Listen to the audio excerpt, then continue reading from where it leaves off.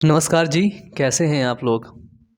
आज के इस वीडियो में बात करने वाले हैं मेंस्ट्रुअल साइकिल के बारे में, क्योंकि बहुत ढेर सारे कमेंट आए हुए थे कि भैया इसको समझा दीजिए, क्योंकि यहाँ से आपके बोर्ड में तो क्वेश्चन बनते ही बनते हैं, बोर्ड में तो क्वेश्चन आना तय है और इसके साथ ही आपका नीट में भी क्वेश्चंस पूछे जाते हैं। सबसे पहले हम समझेंगे कि जो मेंस्ट्रुअल साइकिल होता है ये किस में होता है। तो मेंस्ट्रुअल साइकिल मादा में देखने को मिलता है, किसमें? फीमेल में। मानव की मादा में मेंस्ट्रुअल साइकिल देखने को मिलता है। देखने को क्या मिलता है? होता है ना। मेंस्ट्रुअल साइकिल को हम माहवारी चक्र के नाम से भी जानते हैं, रजो धर्म के नाम से भी जानते हैं और इसको मासिक धर्म के नाम से भी जानते हैं, या फिर मासिक चक्र के नाम से भी। तो इसके है ना कई नाम हैं और इंग्लिश में इसको बोलते हैं मेंस्ट्रुअल साइकिल। तो ये मेंस्ट्रुअल साइकिल क्या होता है? मेंस्ट्रुअल साइकिल यानी कि एक रजो धर्म से दूसरे रजो धर्म के की जो बीच का जो साइकिल होता है वही होता है मेंस्ट्रुअल साइकिल। मेंस्ट्रुअल साइकिल में होता क्या है? तो मेंस्ट्रुअल साइकिल वह पूरी घटना होती है जिसके अंदर ओवरी के अंदर अंडाणु का निर्माण होता है, फिर उसका अंडोत्सर्ग होता है और फिर वो टूट फूट के जो है मेंस्यूरल फ्लूइड के द्वारा वो बाहर निकल जाता है। जब ये पूरी एक क्रिया चलती है तो इसी को बोलते हैं ये मेंस्ट्रुअल साइकिल है। ये मनुष्य में 28 दिन की होती है और कभी कभी ये 35 दिनों की भी होती है। जब मनुष्य की मादा में देखा गया कि मेंस्ट्रुअल साइकिल जब पहली बार हुआ, जब फर्स्ट टाइम पीरियड्स हुए, इसको पीरियड्स भी बोलते हैं, जब फर्स्ट टाइम पीरियड्स हुए तो उसको बोलते हैं मीनार्की। क्या बोलते हैं? इस नाम को याद रखना, मीनार्की। ठीक है, मीनार्की बोलते हैं। क्या होता है कि जब मादा जो होती हैं, जब उनकी एज होती है और जब वो और आगे एज में जाती हैं ना, तो लगभग 40 से 50 साल के बीच में क्या होता है, उनका मेंस्ट्रुअल साइकिल जो होता है वो बंद हो जाता है। यानी कि उनके अंडे अब नहीं निकल रहे होते हैं, अब मासिक धर्म यानी कि पीरियड्स नहीं हो रहे होते हैं। जब बंद होता है तब उसको बोलते हैं मीनोपॉज। क्या बोलते हैं उसको? मीनोपॉज। डन। बताइए यहां तक समझ में आया कि नहीं, कि एक रजोधर्म से दूसरे रजोधर्म की बीच की घटना को ही हम मासिक चक्र कहते हैं। अगर देखा जाए तो मासिक चक्र के 4 फेज होते हैं। मासिक चक्र 4 फेजों में कंप्लीट होती है, first, second, third and fourth. First phase में क्या होता है? सबसे पहले हम फर्स्ट फेज देखेंगे। फर्स्ट फेज होता है जिसको बोलते हैं मेंस्यूरेशन फेज। कौन सा फेज? मेंस्यूरेशन फेज। इसको हिंदी में बोलते हैं रजोस्राव जो है अवस्था। रजोस्राव, स्राव मतलब क्या होता है? किसी चीज का श्रावण करना, है ना, किसी चीज का बाहर निकालना, श्राव करना। तो जो मेंस्यूरेशन फेज होता है, रजोस्राव अवस्था होता है, उसमें क्या होता है, मेंस्यूरल फ्लूइड जो होता है, क्या होता है, मेंस्यूरल फ्लूइड, वो फ्लूइड बाहर निकल रहा होता है। और ये एक दिन में बाहर नहीं निकलता है, ये कितने दिन लगा देता है? ये कम से कम 1 से 5 दिन लगा देता है। कितने दिन? कम से कम 1 से 5 दिन लगा देता है। डन। इसमें हमें एक चीज ध्यान देने वाली बात हमको यहाँ पे याद रखनी है कि मेंस्यूरेशन और फॉलिकल फेज में, है ना, FSH और LH हार्मोन्स का बहुत ही ज़्यादा योगदान रहता है।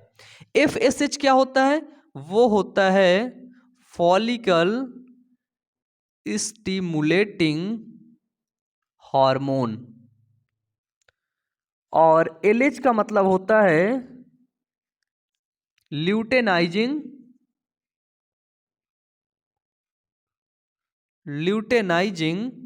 हार्मोन। डन। यहाँ पे जो फॉलिकल जो है सेकंड प्रवस्था होती है, सेकंड अवस्था होती है मेंस्ट्रुअल साइकिल की, वो होती है फॉलिक्यूलर फेज, है ना। इसमें से फॉलिकल बनते हैं। जो हमने जो है जो अंडजनन मैंने आपको पढ़ाया है oogenesis, वहाँ पे मैंने आपको बताया प्राइमरी oocyte बनता है, फिर प्राइमरी फॉलिकल, सेकेंडरी फॉलिकल, फिर टर्टियरी फॉलिकल, फिर वही टर्टियरी फॉलिकल के ऊपर ग्राफियन पुटिका बन जाती है जिसको अपन लोग बोलते हैं सेकेंडरी oocyte, है ना। प्राइमरी oocyte से सेकेंडरी oocyte बन जाता है। तो यहाँ पर FSH हार्मोन्स निकलता है, फॉलिकल स्टिमुलेटिंग और ल्यूटेनाइजिंग हार्मोन्स। और यहाँ पर ध्यान देने वाली बात यह है कि इसी जगह पर ना एस्ट्रोजेन हार्मोन्स, कौन सा, एस्ट्रोजेन हार्मोन्स का लेवल अधिक होता है। यहाँ पर इसी अवस्था पर क्या होता है, तो एस्ट्रोजेन जो हार्मोन्स होता है उसका लेवल अधिक होता है। बताइए, तो इस अवस्था में मेंस्ट्रुएशन फेज में क्या होता है, मेंस्ट्रुअल फ्लूइड बाहर निकल रहा होता है, यानी कि गर्भाशय की जो दीवार है उसकी जो अंतः दीवार है जिसको बोलते हैं हम लोग एंडोमेट्रियम, है ना। ये जो गर्भाशय की अंतः दीवार है जिसको बोलते हैं एंडोमेट्रियम, तो एंडोमेट्रियम टूट कर स्राव कर रहा होता है। एंडोमेट्रियम की दीवार टूटती है ना, फिर उससे क्या होता है, ब्लड का लॉस होता है, रक्त का स्राव होता है। डन। ये देखिए, ये है आपकी ओवरी, ठीक है। तो जब एंडोमेट्रियम टूटेगा, है ना, ब्लड निकलेगा बाहर, तो रक्त का स्राव होगा। यहां पर क्या होता है, प्रोजेस्टेरोन और एस्ट्रोजेन का जो लेवल होता है वो बहुत ही ज्यादा कम होता है ना। यहां पर प्रोजेस्टेरोन और जो है मेंस्ट्रुएशन फेज में जो क्या होता है, प्रोजेस्टेरोन और एस्ट्रोजेन का लेवल बिल्कुल कम होता है। ये मैंने आपको इसका बताया है, फॉलिक्यूलर फेज का, है ना, फॉलिक्यूलर। लेकिन मेंस्ट्रुएशन फेज में जो है प्रोजेस्टेरोन और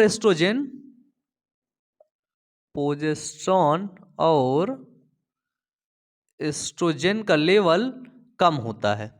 जब प्रोजेस्टेरोन और एस्ट्रोजन का लेवल कम होगा तभी गर्भाशय की जो दीवार है जिसको अपन लोग बोलते हैं एंडोमेट्रियम, क्या बोलते हैं, एंडोमेट्रियम, वो एंडोमेट्रियम की दीवार टूटती है जिससे ब्लड का लॉस होता है। ठीक है, तो 1 से 5 दिन के बीच ये घटना चलती रहती है और ब्लड का लॉस होता रहता है।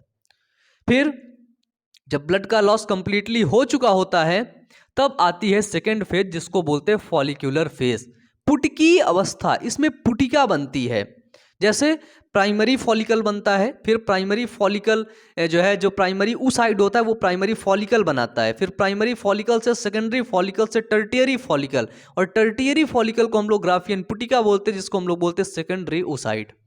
तो पुटकी प्रवस्था क्या होती है, 6 से 14 दिन की ये घटना चलती है।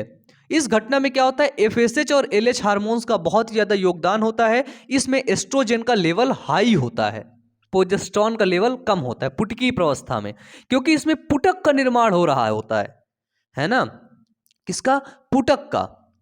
तो पुटकी प्रवस्था में एस्ट्रोजन का लेवल हाई होगा आपका, और यहां पे क्या होगा, क्योंकि जो आपका ये है फॉलिकल है, फॉलिकल को स्टिमुलेट करने के लिए यहां पर आपका इसको रखा जाता है, इसको लगाया जाता है।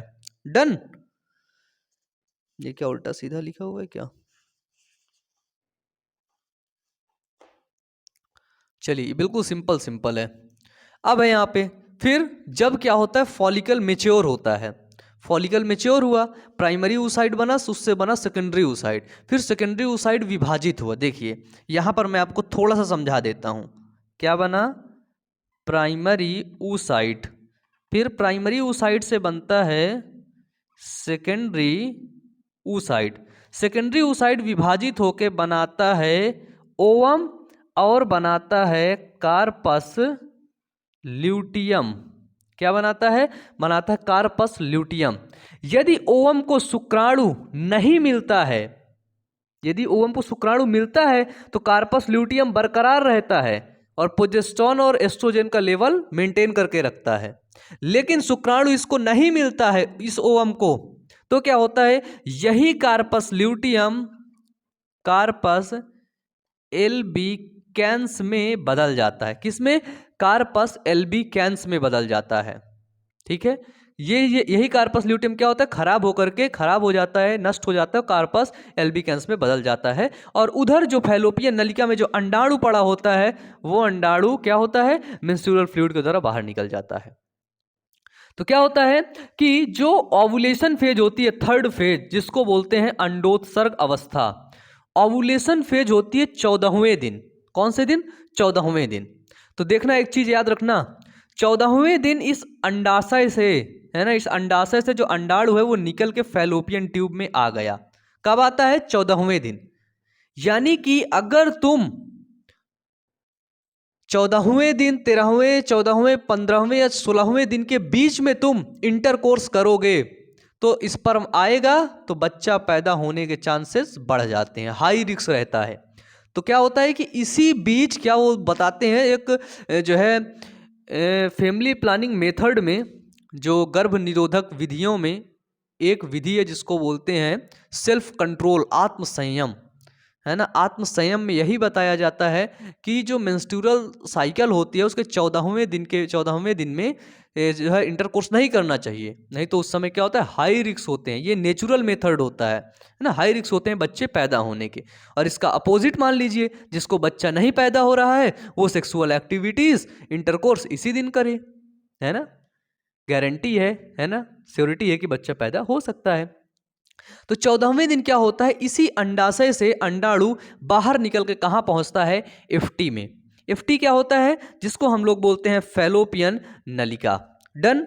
अब देखिए, इस घटना को बोलते हैं ओवुलेशन। ओवुलेशन के बाद क्या होता है, जब ओवुलेशन होता है तो यहां पर एक चीज समझने वाली बात है, यहां पर प्रोजेस्टेरोन का लेवल बढ़ जाता है। डन। इसके बाद यहां पर देखो, एस्ट्रोजन का लेवल बढ़ा था, लेकिन यहां पर प्रोजेस्टेरोन का लेवल क्या था, कम था। और यहां पर क्या होता है, प्रोजेस्टेरोन का लेवल बढ़ जाता है और एस्ट्रोजन का लेवल कम हो जाता है। कौन सा फेज है, इसको बोलते हैं ल्यूटियल फेज, इसको बोलते हैं स्रावी अवस्था।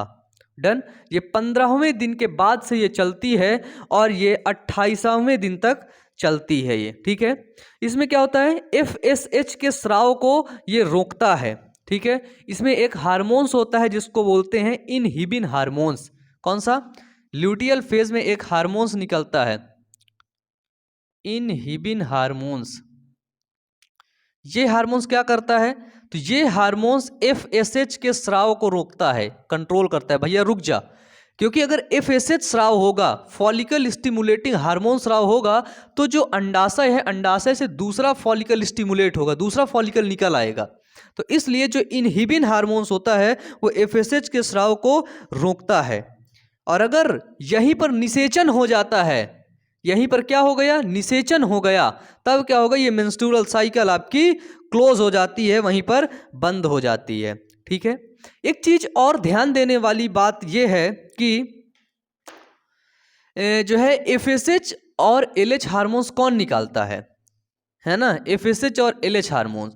तो FSH और LH हार्मोन्स पीयूष ग्रंथि के द्वारा निकलता है। किसके द्वारा, पीयूष ग्रंथि, जिसको हम लोग बोलते हैं पिट्यूटरी ग्लैंड के नाम से जिसको हम लोग जानते हैं, ठीक है। तो पिट्यूटरी ग्लैंड से ये निकलता है और इसमें क्या होता है कि जो है पिट्यूटरी ग्लैंड से जो है, जो प्रोजेस्टेरोन होता है ना, प्रोजेस्टेरोन पिट्यूटरी ग्लैंड से नहीं निकलता है। याद रखना कि प्रोजेस्टेरोन और जो एस्ट्रोजन होता है ना, ये पिट्यूटरी ग्लैंड से नहीं, क्योंकि FSH और LH है ना, ये दोनों हार्मोन्स पिट्यूटरी ग्लैंड से निकलते हैं। एक होता है आपका जो है प्रोलैक्टिन हार्मोन्स, प्रोलैक्टिन हार्मोन्स भी पिट्यूटरी ग्लैंड से ही निकलता है, ठीक है। तो स्रावी अवस्था में यही होता है कि अगर जो है, इसमें क्या होता है कि अगर शुक्राणु मिल गया तो उस मेंस्ट्रुअल साइकिल बंद होगी, और ये जो कार्पस ल्यूटियम था, जो कार्पस एल्बिकेंस बना रहा था, वो नहीं बनाएगा।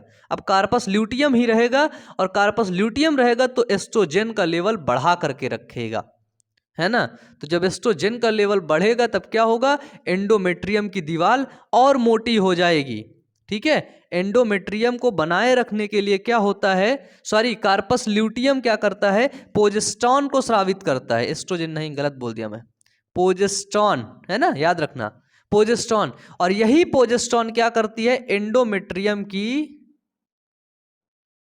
एंडोमेट्रियम की दीवार को बरकरार रखती है। क्या करती है? यही प्रोजेस्टेरॉन एंडोमेट्रियम की दीवार को बनाए रखती है, जिससे क्या होता है? इम्प्लांटेशन होता है ना। प्रोजेस्टेरॉन स्रावित हुआ, प्रोजेस्टेरॉन का लेवल हाई हुआ, और अगर निषेचन नहीं हुआ तो प्रोजेस्टेरॉन का लेवल कम हुआ। फिर ये कार्पस ल्यूटियम जब रहेगा ही नहीं, कार्पस एल्बिकेंस बना लेगा, तो प्रोजेस्टेरॉन कौन स्रावित करेगा? जब प्रोजेस्टेरॉन स्रावित नहीं होगा तो फिर काम इसका लग जाएगा, है ना। तो अगर देखो यहाँ पे दो कंडीशन है, ये तो फर्टिलाइजेशन की बात कर रहे हैं, अगर फर्टिलाइजेशन हो रहा है तब की बात है। अगर फर्टिलाइजेशन नहीं हो रहा है तब प्रोजेस्टेरॉन का लेवल कम हो जाएगा और एस्ट्रोजन का लेवल थोड़ा सा बढ़ जाएगा, ऊपर हो जाएगा। ठीक है, तो इसके लिए देखिए स्रावी अवस्था को जांचने के लिए, है ना, इसको चेक करने के लिए कि पेट मतलब कि जो है गर्भाशय में जो है निषेचन हुआ है कि नहीं, इसके लिए एक टेस्ट होता है और उस टेस्ट को बोलते हैं ग्रेविडेक्स टेस्ट। कौन सा?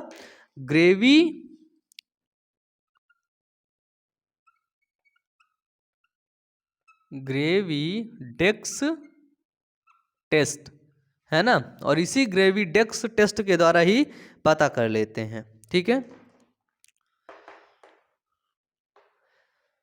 तो ये था आपका मेंस्ट्रुअल साइकिल के बारे में सामान्य जानकारी। और सामान्य क्या, ये तो थोड़ा सा आपके हाई लेवल की जानकारी हो गई है।